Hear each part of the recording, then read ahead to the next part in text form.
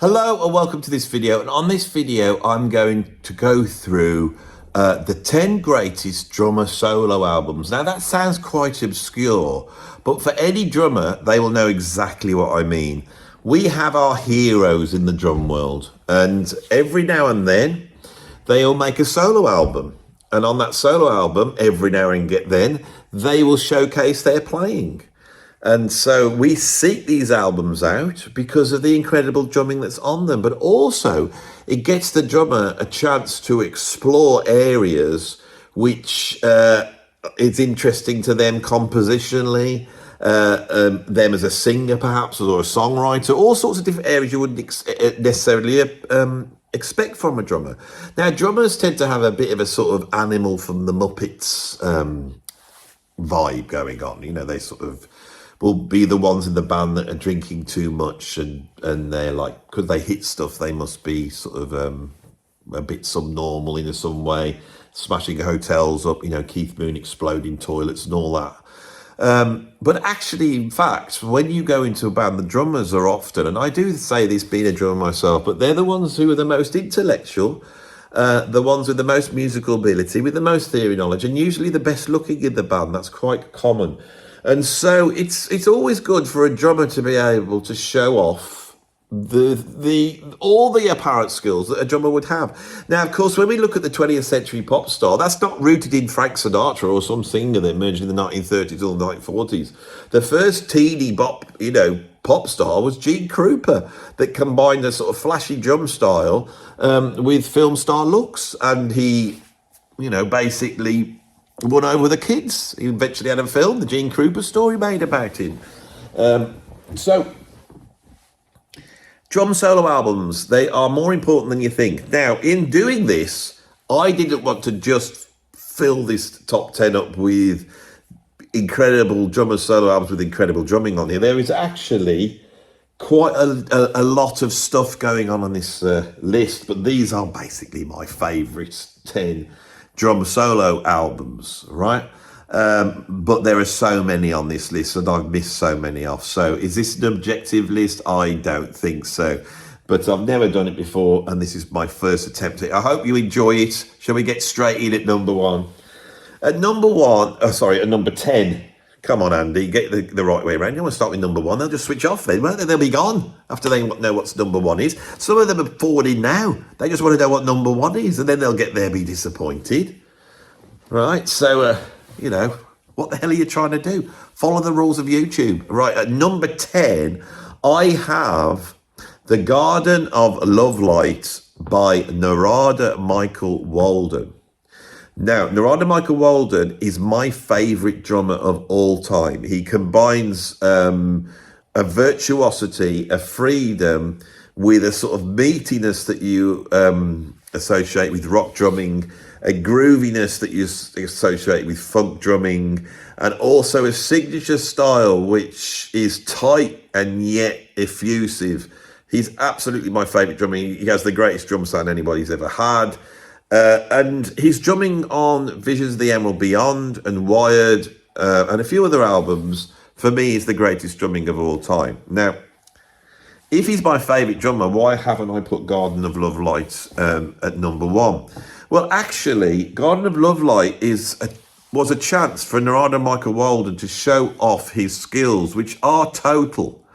Right, Narada Michael Walden, after becoming one of the most important jazz rock fusion drummers in the 1970s, playing with both heavy hitters, Weather Report and the Mavish Orchestra, and also having a stint with Jeff Beck as well. That's like the three biggest gigs, and almost like doing the best drumming of those bands ever had, you know, up against drummers like Billy Cobham, up against people like, you know, Omar Hakim or Peter Erskine. He always just is as a stellar drummer. But he's so much more than that. After having that career, he then becomes a solo artist, and he's singing and he's making records and he's having pop hits. I remember in the 1980s being sort of quite surprised that my favourite drummer was suddenly on top of the pops.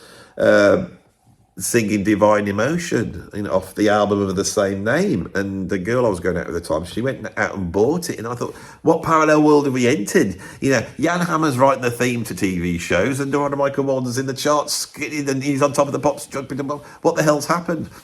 He then moved into production and became one of the most important producers in the history of producers. For me, he's the heir to Quincy Jones, producing the likes of Aretha Franklin, Mariah Carey, and Whitney Houston, and winning Grammys, beating out Michael Jackson and Prince. So on this album, the reason I put it down low is that this is when you see it for Narada. Narada now takes control, right? His drumming is great on this. The drum sounds incredible. He delivers the goods of the drummer. It's one of the great Narada Michael Walden drum albums.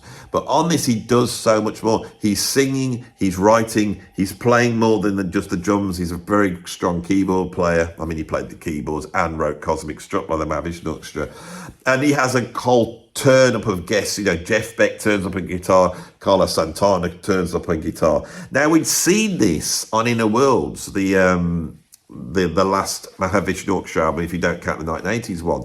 But with there, it seems that there was a turmoil going on for me. Garden of Love Lights is basically the ideas on Inner Worlds, but done properly. This is an epic album. And as I always say, on the opening track, White Knight, that guitar solo by Ray Gomez, where he plays against the orchestra, and you get like this sort of, Ray Gomez is such an important guitar player in the history of guitar playing. And his Schofield, Jeff Beck, so many guitarists who decided to bring the blues back in to fusion guitaring in the 80s and 90s, and the way that panned out, and the actual sound and how you do it. Ray Gomez was doing that before anybody. He was fiery, like listen to Scott Henderson. You go, well, it sounds like Alan Holdsworth mixed with Steve Ray Vaughan. Well, that's what Ray Gomez was, and that solo is incredible. These are the greatest. I know we got it at number 10, but you wait till we've got what else we've got here. So Narada, I pass on my blessings to Narada every time I mention him. At number 9, I have such a phenomenal drum album, and I go back to it over and over again. It's by one of the great rock drummers, if not the first great rock drummer, which is Ginger Baker. I've always had a love-hate relationship with Ginger Baker's drumming. He is a jazz drummer. He's a big band drummer. He was taught by Phil Seaman, the great British jazz drummer. He emerged in the 1960s, and he takes sort of that big band drum style and he brings it into a sort of rock power trio thing with Cream, and basically invents rock drumming. Your Bonhams and your Ian Paces and everybody that comes in after that are in the shadow of Ginger Baker, and none of them quite had the jazz knowledge that Ginger had. Ginger was a proper jazz drummer, and he could swing and play bebop. But he's also a very flappy drummer. And I'm a very flappy drummer as well, I think. And sometimes that gets a bit much. And I think when you go back to Ginger, you're listening to a style which has got as much Art Blakey and Elvin Jones in as it's got John Bonham in. And so you really are dealing with that. By the 1980s, he'd pretty much given up on music. He was having all sorts of drug problems, and of course we know he's quite a chaotic character. So he then decides to disappear off the planet, and he goes to, I think, Tuscany, and buys like this villa there, which is basically got no electric, it's got no anything in, and he lives in there sleeping with his dogs and horses. So he's in this Tuscan sort of dump, living there as a sort of the fool on the hill almost, or like Zarathustra, depending on how you see him. And Bill Laswell goes out to see him, right? And Bill Laswell says, I want you to play on some records for me. And he agrees that he might need the money. But Bill Laswell's got an evil idea. What he's going to do, he's going to vet these tracks, get Ginger Baker to record on them. He's going to scrap the tracks, and he's going to then build up new tracks around his drumming, and he's going to make a Ginger Baker solo album, which is what he does. And he names it after what I think he saw when he arrived at that Tuscan dump. He calls it Horses and Trees. Horses and Trees, right, is so incredible. The putting together of Bill Laswell's incredible production approach, which is multi-leveled. The drum sound is phenomenal on this album, especially for the 1980s. Ginger Baker, you finally hear what Ginger Baker's doing up close, and it is incredible. You think Bonham's Bonham, you listen to this. This is Bonham times 10. The grooves are so meaty, they're so massive, they're some fused with North African influences, Indian influences, and then Bill Laswell comes in and he overlays it with chanting, North African instrumentation, drones. And this is an album that is not full of drum solos, it's full of drums singing. And Ginger Baker sounds like a lead voice throughout. And the grooves just are the hooks, you know. It's such an incredible album. Back in the 1980s when it came out, it was so hard to get hold of. I managed to get it on CD, on import, and it was one of these albums. Now, of course, you can go and listen to it right now if you don't know about it. So that is, for me, one of the anomalies I've got on here, but it's such a great album. If you're into rock drumming and you want to hear what rock drumming is at its peak, right, go and listen to that. Now, the sound was then replicated when Laswell used him on the album by Public Image Limited, where he shared drum duties with Tony Williams, and that also has got an incredible drum sound. I'm fascinated by that type of drumming. We'll get to that when we get later on the list. Right, so that's what I got. Number 9 is Horses and Trees by Ginger Baker, and number 8 I just mentioned Album by Public Image Limited. This album is also called Album. Sorry, it's so confusing. But this one's by Jack DeJohnette, came out in the early 80s. Jack DeJohnette is one of the greatest drummers that's ever lived. He emerges late 60s with Charles Lloyd, then he jumps into Miles Davis's band. He follows in after Tony Williams. And he sounds for me like someone who has assimilated Tony Williams, but also assimilated Elvin Jones. But for me, his style is Jack DeJohnette. He's possibly the most important jazz drummer as opposed to a jazz fusion drummer, although he can play fusion.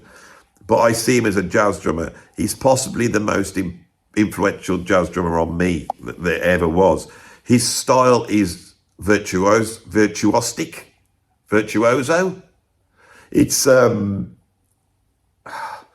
It's the way he deals with time and tonality, the way he thinks of cymbal sounds, the way he thinks of tom sounds, his different approach to the drums, which differs. You can see him coming with whole concepts. His work with the Keith Jarrett trio with Gary Peacock is just the greatest jazz drumming of the last 50 years. He's an absolute monster. He is also a virtuoso piano player, and sometimes turns up just playing piano on records. He's a brilliant composer. And so, again, like the Garden of Love Light, this album, which is called Album, showcases his compositional side, but his drumming is incredible on this. And also, the band he's put together, which is like a cut-down big band, there's quite a lot of brass on this album. And they come at the soloing in a way. This is what I miss from contemporary jazz players. When I say they all sound the same, it's because you know where the influences come and go. You got David Samble, Michael Brecker. You got certain influences coming up. Kenny Garrett's been another influence. Chris Potter's been an influence. And there's a certain type of play which I could only describe as slick. The soloists on this album, I think Dave Murray's on saxophone, but all the saxophone players are just on fire. But there are assimilated influences that are coming much closer from the free jazz players, and going back to early jazz players like Coleman Hawkins. You've got Archie Shepp influences on here. The brass is absolutely incredible, and the soloing is so fiery. And when you listen to how Jack DeJohnette is backing it up, it is like being backed up by the waves of the ocean. He picks up these solos on a frothy ocean and they have to surf their way to the end of the track. It's absolutely incredible. I love Jack DeJohnette, but I absolutely love this album. It's so idiosyncratic.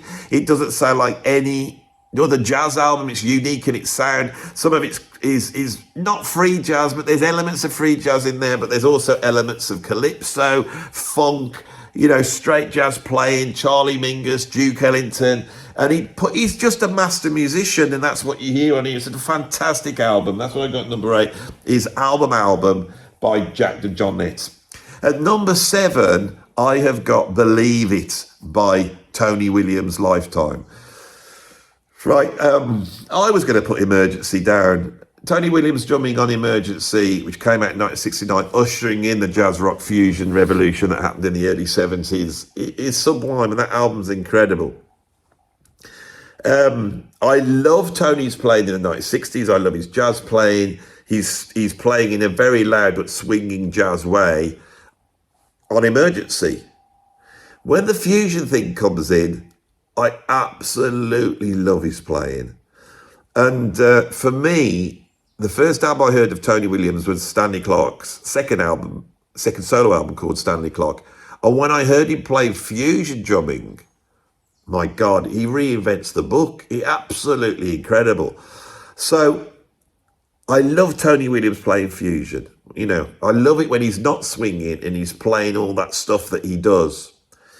And he's at his most fiery and most out there on the 1975 album, 76 album, I think 75, Believe It, which was Tony Williams' new Lifetime, which also included Alan Holdsworth. It's a match made in heaven. Alan and Tony Williams is a match made in heaven in terms of improvisation.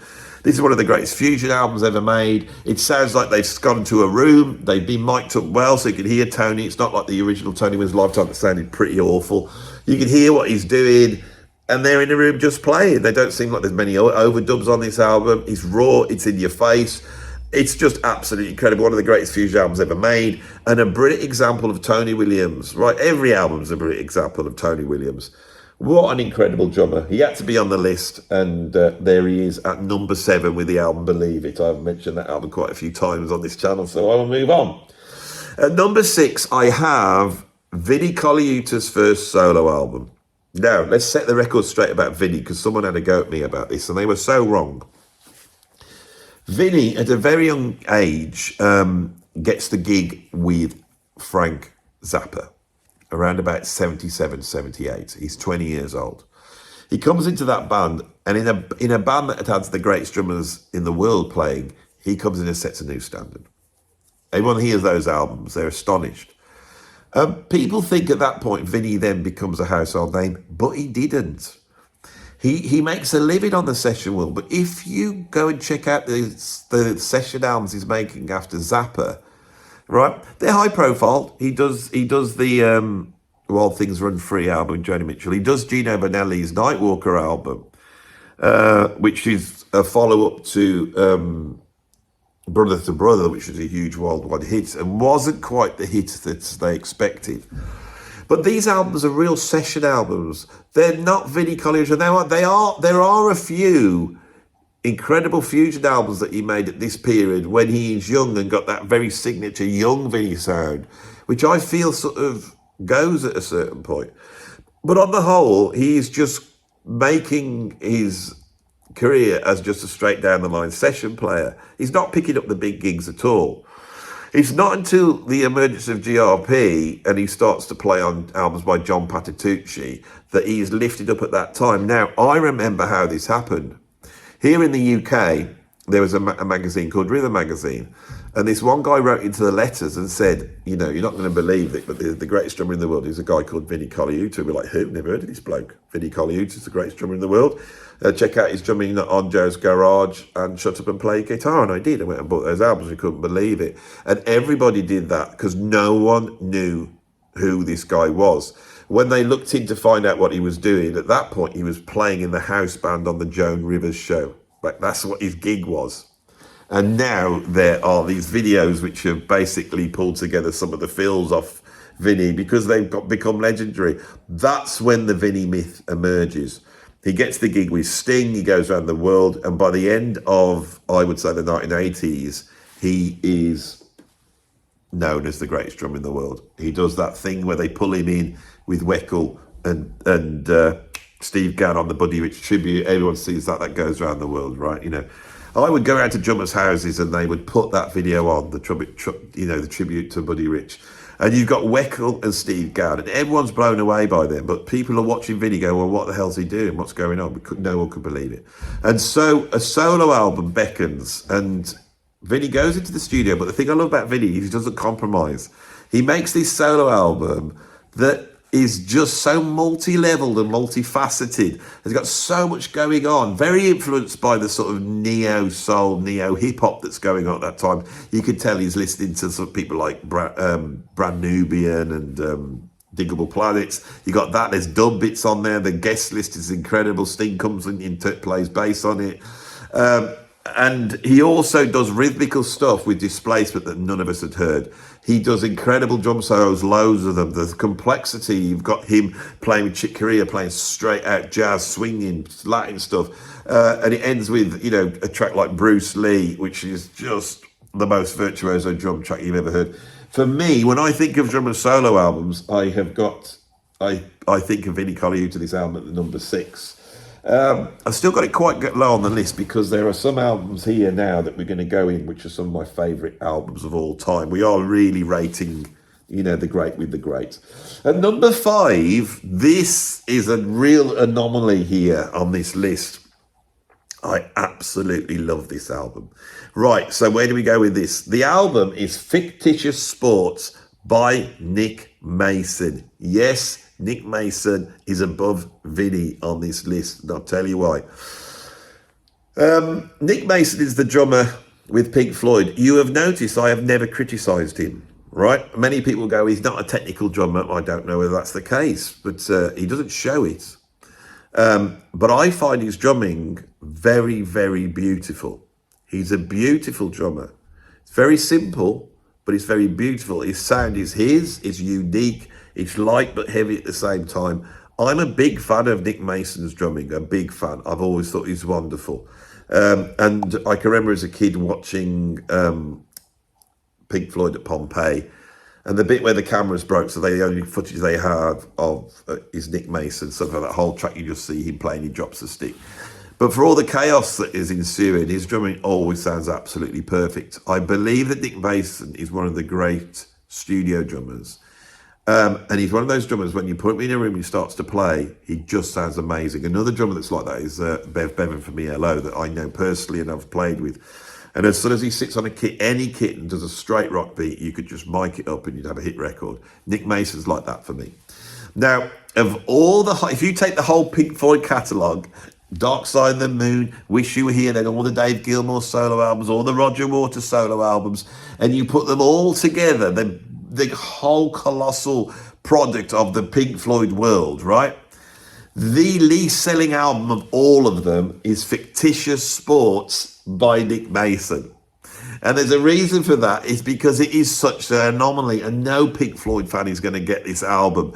But this album is absolutely unique. And it's the example of someone as a drummer making a solo album and doing the right thing. It's a little bit like Ramshackled by Alan White. You know, when all the Yes guys went out to make a solo album, and Alan White goes, I'm just a bloody drummer. So he gets some people in, they write the tunes for him, and he makes a solo album. In that case, it didn't really work. In this case, it's incredible. He goes to one of the greatest jazz composers of the 20th century, Carla Bley, brings in this sort of big band. He brings in Robert Wyatt on vocals, and they make an album which is exploring that post-Duke Ellington, progressive, quirky style of Carla Bley. This is a Carla Bley album, but it's not a Carla Bley album. And the reason it's not is because it's got Nick Mason on drums, and he straightens out a lot of the jazz on here, and it sounds incredible. This is an absolutely incredible album. If you are into jazz, but this is, you know, people talk about punk jazz, and everyone tries to do punk jazz. This is as close as it gets to punk jazz. Now, at this time, Carla Bley was using a drummer called Andy Sharp, who died relatively young and has gone into obscurity. Andy Sharp had come more from a sort of pop background, and she utilised him in her big band very cleverly. And so what you have is a completely different drum style. Well, actually, Nick Mason's even better than ND Sharp at this approach. His drum is incredible. The sound of the drums is incredible. Every fill is perfect. It's so great, and it's within this sort of jazz, which is punky. The lyrics are incredible. They're very funny. Robert Wyatt's voice comes in, that beautiful English sort of eccentric voice, which I absolutely love. It's my favourite Robert Wyatt album, it's my favourite Carla Bley album, and it's my favourite album from the Pink Floyd world, right? And also it has the as I said, the thing of being Pink Floyd's least selling album of all the albums that come out of the Pink Floyd world. But it's Carla Bley's biggest selling album in her career. And it really sums up a dynamic. And I take my hat off for Nick Mason for having the guts to do this album. It's a wonderful album. It's one of my favourite albums of all time, and I love it. And it's a jazz album I can put on the car, and if normal people in there, they love it too. It's an achievement, Fictitious Sports, and I'm glad to have been able to mention it. Right, we're into the last four now. At number 4, I have got The Drum Also Waltzes. I had a problem with this because I thought, if I'm going to do drummer solo albums, do I put Art Blakey on? Because it's the jazz messages. Or do I put Moaning on? Well, Moaning's in a different bracket. That's not in the drum soloists. And a lot of the albums of like by Max Roach, which is the one I've got here. Drum Also Waltzes, Max Roach, I think came out in 1966. He did the sort of Freedom Now suite in the early 60s. I wouldn't put that on the list. It's a monumental album. On this album, Max Roach deals with drums. So what you get is Max Roach compositions with the band, and they're incredible. You get to hear Max Roach's super precise intellectual bebop approach, which is one of the most influential approaches on drums in the 20th century. But he punctuates it with these drum solos, and they're studies. They're studies in drumming. The most famous one is the Drum Also Waltzes, where he plays a ostinato with his feet and plays over the top of it. John Bonham quotes from it at the beginning of his solo at the Royal Albert Hall on the DVD that came out. Bill Bruford's also copied this solo. Terry Bozo took the ideas and created a new way of playing drum solos, and so did I. I became very interested in ostinatos. But there's also drum solos where he just explores the hi-hat and how the hi-hat works, remembering that the hi-hat to Max Roach really only emerged as an instrument in the early 30s with Joe Jones in the Count Basie group. This album really, for me, fixes drums. The Drum Also Waltzes sums up everything that's happened in the world of drums up until that point, which Max Roach is a part of that history. And then in 1966, it lays the groundworks for rock drumming and everything that's going to go. It's like a linchpin album. If you're a drummer, it's an essential purchase, and it's essential to listen to those solos and actually not so much from a technical point of view, but go, what's Max Roach making a statement about here? What is he doing in terms of drums? Because every time he does one of those solos, he's expanding in a certain way. There's a tribute to Sid Catlett, which is, I think it's called Big Sid. And he plays a big Sid Catlett drum fill, and he builds his solo around that. And that way of playing down the drum kit from top to bottom and building a solo up, this is what Tony Williams is going to do. He explores the hi-hat, he explores colour. It's such an important album if you're a drummer. So that's what I've got at number 4, is the Drum Also Waltzes by... Oh, is it called Drums Unlimited? Now I've now. Well, whatever the title is, it's up on the thing now, isn't it? I've always called it the Drum Also Waltzes because that was the track. But as I move away from it, I had a little spark going. It's not called that, Andy. Can't remember what it's called. Shall we move on? At number 3. I have One of a Kind by Bill Bruford, and Alan Holdsworth raises his head again. So after sort of forming this supergroup with Alan Holdsworth called UK that also had Eddie Jobson and John Wetton, the split between Alan and Bill, who wanted to explore this more jazz-free, way of playing, and Eddie Johnson and John Wetton that basically were trying to explore a sound that would eventually end up with Asia and go to #1 all over the world. That split, they went their separate ways. Eddie and John Wetton doing the second UK album with Terry Bozzio on, which is a little bit more pop orientated, but is one of my favourite progressive rock albums of all time. And Alan and Bill Bruford go off under the name Bruford. They do a great album with Annette Peacock called Feels Good to Me, which was always my favourite of his solo albums because it was so quirky. But the Sublime, incredible album is one of a kind, and I've got it at #3. The compositions are incredible. The playing's incredible. Jeff Berlin on bass is incredible. Bill Bruford is at his peak. If you love Bill Bruford, he's actually at his peak on this album, and he's able to sort of wind his way through such challenging, precise drumming. And the icing on the cake, of course, is Holdsworth doing all of his incredible stuff. It's one of the greatest progressive rock albums ever made. It's one of the greatest fusion albums ever made. It doesn't sound like any other fusion album. You know, Bill Bruford is a jazz player, but he's like a very British jazz player. And everything he plays that's jazz always sounds like it's got a little bit of a bow tie on it. It's always a little bit like this. And I like that.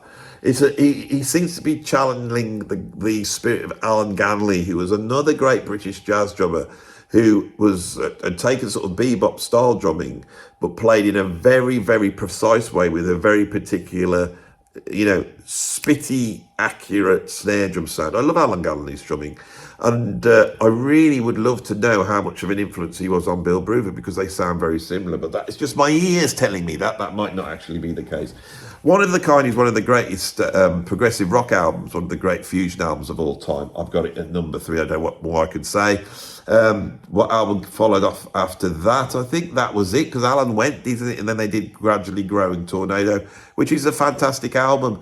And then that Bruford band was no more. They went their separate ways. And Bruford ends up in the 80s forming another jazz group called Earthworks, which were very interesting in the early days because he was by that point exploring electronic drums. But that settled into something which was much more of just an established jazz group, I felt. Anyway, Bruford, you want to have the greatest Bruford drumming album? It's one of a kind. At #2, and I've gone on about this album so much that I won't say too much about it, but at #2 I've got Venusian Summer by Lenny White. This is just a monumental album, one of the greatest fusion albums ever made. Of the whole Return to Forever world, it also includes Aldemir and Stanley Clarke. It includes albums like Journey to Love, School Days, Elegant Gypsy, Casino, all that stuff that came out from that world at that time. Right, all the Return to Forever albums. I think my favourite is Venusian Summer. It sounds incredible. Lenny White's drumming is off the scale. He does everything on this, from real slick funk to out there fusion. The guest list is ridiculous. He's got Larry Young on here. He's got Aldemir on here. He's got Larry Coryell on here. Ray Gomez turns up again on the Mated Drive, which is just unbelievable. He's got like electronic orchestras. He's got like jazz flute. Who's the jazz flute player on here? Is it Hubert Laws? It's just incredible. Venusian Summer, I've mentioned it so many times. I'm hoping I am slowly elevating this album into the pantheon of greatest fusion albums ever made. Go and check it out. It's incredible. So what have I got at #1? It's Billy Cobham, isn't it? So which album is it? Which album is it? Go on. What album have I got at #1? It's obvious, isn't it? No, it's not Spectrum. I haven't put Spectrum at #1. I have to say, Spectrum is like, it's like incredible. It should be #1. But for me, it's Crosswinds. It's Crosswinds. The band's a band. His drum sound's even more incredible. His drumming's even more incredible. The compositions are even more focused. Yes, it hasn't got Tommy Bowling on. That is true. But but John Abercrombie's incredible on this, especially his guitar solo on Flash Flood. And Flash Flood totally walked my mind as a kid. Crosswinds was an album my dad had. When I started to discover that there was a thing called jazz rock, I realised my dad had a jazz rock album. It was Crosswinds, and I pulled it out. I'd heard Billy Cobham, as I've told him many a time, the first week I started playing, or it felt like the first week, it might have been like 6 months, but for me it felt like the first week. Just started playing the drums, and Billy Cobham was on British TV. on BBC do this drum clinic with Nick France as a jazz drummer, and this guy that I was playing with, Shakin' Stevens at the time. He was a rock drummer. And that impressed me a lot. And it also impressed my dad, who was a drummer. So we went out and bought this Crosswinds album by Vinnie Colaiuta, but I never listened to it at the time because I was into like Motorhead and all that. And then a few years later, I started to delve into it. And I can remember this one time, you know, and I was trying to persuade myself that Ian Pace or John Bonham or Neil Peart was the greatest drummer in the world and they couldn't be surpassed. And I had a nagging worry, so I went and put my dad's Crosswinds album on. And when he got to Flash Flood, I remember thinking, I don't know what he's doing here. I know what Neil Peart's doing. I can work that out. It's hard, but I can work it out. But I haven't even got a clue where to start. It's because he was playing in 1716 around about 200 BPM. That's why I couldn't work it out. But eventually I did. It's the most important thing that happened in my drum life. Crosswinds is the album, and the drum solo on Pleasant Pheasants is the greatest drum solo over a form, which is like over a basic blues, funky blues form, that has ever been made. And if you want to hear the greatest solo drumming on an album, the greatest drum solo, which is just a drum solo, it's Storm off this album. When Billy Cobham emulates a Storm with his playing and a flanger, that's all he's got, and he does this drum solo, and it just goes beyond any drum solo anyone has ever done. Forget about bloody Moby Dick or bloody, Neil Peart's solo on YYZ, on, all these things that people think is the greatest drumming ever. Or even a Buddy Rich solo. Listen to Crosswinds. It goes beyond drumming. What Cobham's doing technically is ridiculous, right? It's a continual tirade around the toms. I had to work out technically how to do that because it's so hard to do. Right, and then when he ends up and he's playing out from the snare drum to the... This is basically my style on drums. But he takes it beyond drumming. And a normal person will listen to this and they'll go, oh my God, this drummer sounds like a Storm. And that's the highest thing you can do on your instrument. It is, isn't it? Billy Cobham, Crosswinds. So, hope you enjoyed this list. It's done. I will now stop. You can now put a like on this. Do it now, because it will really help me out.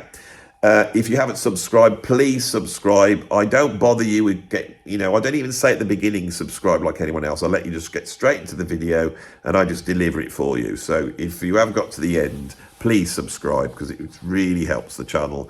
But more to the point, I will stop when I get to 100,000 subscribers. I will take the break off. I will reconsider everything. That is my creative goal here. I will feel like the job's done. So if you don't like me, subscribe because you will see a change. Once I get to that point, I'm going to do something else. That's what I've always told myself. If I don't get there and die before I get there, that will be the worst thing that happened in my life. And my life will be a failure. Don't want to lay it on you, but that's the truth. Right, so I got Patreon, free members and paid up members. I've got a PayPal tip jar. I've got a Substack and I've got a Bandcamp. That's all the things I've got. The links are all down below. If you like what I do, go and have a listen. Go and have a look. Go and check my music out. All that type of stuff. Right. Have I missed some albums out? Yeah, I bloody have missed some albums out. Chad Wackerman's solo albums, especially the one with Alan Holdsworth on. They're incredible. Incredible solo albums. What else do I think of when I think of solo albums?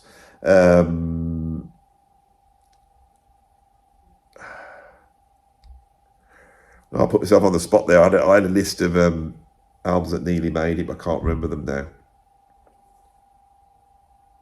Sorry. This is the definitive list. Try my best to be gracious and say there could be other options, but I can't think of any. You must be able to think of some. Stick them in the thing down below, right down below. Stick it in there. Oh, I'm done. God, you're flapping. This is rubbish.